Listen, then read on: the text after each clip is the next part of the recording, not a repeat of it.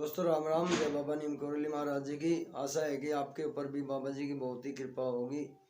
दोस्तों आज मैं एक और बाबा जी की महिमा का वर्णन करूंगा, उनकी लीला का बखान करूंगा। हमारे बाबा जी की अगर किसी के ऊपर दिव्य दृष्टि कृपा दृष्टि हो जाती है तो वो देश में रहे या विदेश में रहे, कहीं भी रहे, हर वक्त बाबा जी उनके साथ ही रहते हैं। उनकी कृपा उनके साथ ही रहती है। उनकी दिव्य दृष्टि अपने सभी भक्तों पर, चाहे वो जहाँ भी चला जाए वहीं पर उनकी दिव्य दृष्टि रहती है।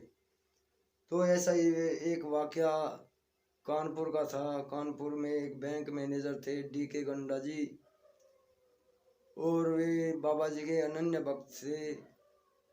बाबा जी उनके यहाँ पर आया जाया करते थे। बाबा जी कानपुर आए हुए थे और उनके यहाँ 2-3 बार आ गए। D.K. गंडा जी बैंक के काम से जर्मनी चले गए 3 महीने के लिए, और वहाँ उन्हें 2-3 हफ्ते हो चुके थे। बाबा जी उनके घर आते जाते रहते थे। तभी D.K. गंडा जी ने सोचा अपने मित्र के साथ जर्मनी में कि कोई गाड़ी ले लें, उसमें शनिवार की छुट्टी रहती है, छुट्टी के दिन घूम फिर लिया करेंगे।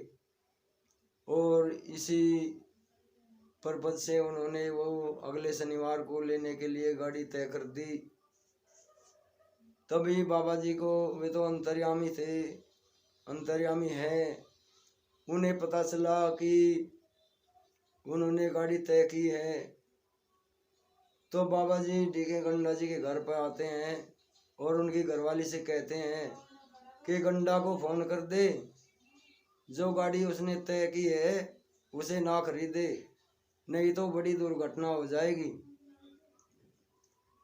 और इतना कहकर वे चले गए। और फिर 3 घंटे बाद फिर बाबा जी वापस आते हैं और उनकी पत्नी से कहते हैं कि लिख दी तूने चिट्ठी? पत्नी बोली नहीं महाराज जी। तो महाराज जी ने कहा कि कागज और वो चिट्ठी ला, फौरन अभी लिख मेरे सामने। और बाबा जी ने अपने सामने उनकी पत्नी से चिट्ठी लिखवाई और फिर स्वयं ही वो चिट्ठी लेकर चले गए। तभी उधर गंडा जी, उन्हें शनिवार को वो गाड़ी की डिलीवरी लेनी थी, लेकिन वे शनिवार के दिन किसी, पता नहीं किसकी प्रेरणा थी, वो बाबा जी की ही प्रेरणा थी क्या, वे शनिवार के दिन भी कार्यालय में चले जाते हैं जहाँ पर वो ट्रेनिंग कर रहे थे, छुट्टी के दिन भी। और वहाँ जब वे अपने ऑफिस में बैठते हैं तभी एक और उनका ऑफिस का कर्मचारी था, वो उनके पास एक लिफाफा लेकर आता है और कहता है कि सर ये चिट्ठी, पता नहीं आज शनिवार का दिन है, डाक भी बंद है, लेकिन ये एक अकेला लिफाफा ही कौन छोड़कर चलेगा मेरी मेज पर। तो मेरी समझ से ये बात परी थी। तभी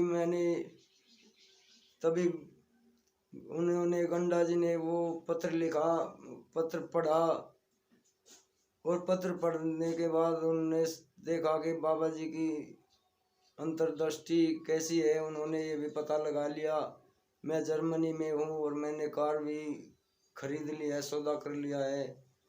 तो बाबा जी क्या यहाँ स्वयं ही आए थे आज छुट्टी के दिन, क्योंकि बाबा जी स्वयं ही वहाँ पर गए थे वो लिफाफा देने।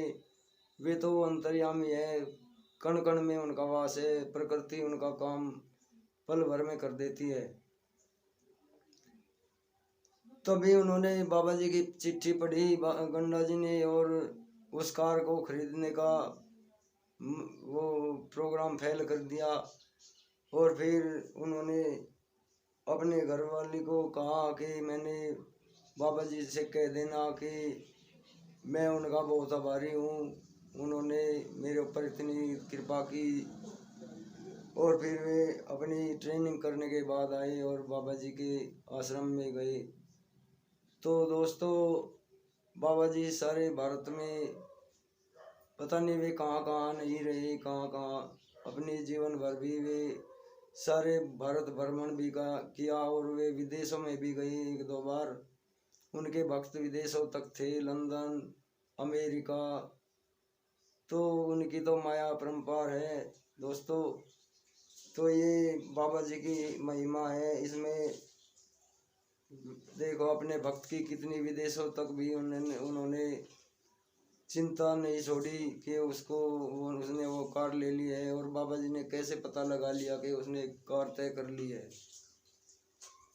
तो दोस्तों आपको ये महिमा बाबा जी की कैसी लगी मुझे बताना, और अपने भाई के चैनल को सब्सक्राइब करना। जय बाबा नीम करोली महाराज जी की जय। जय श्री राम।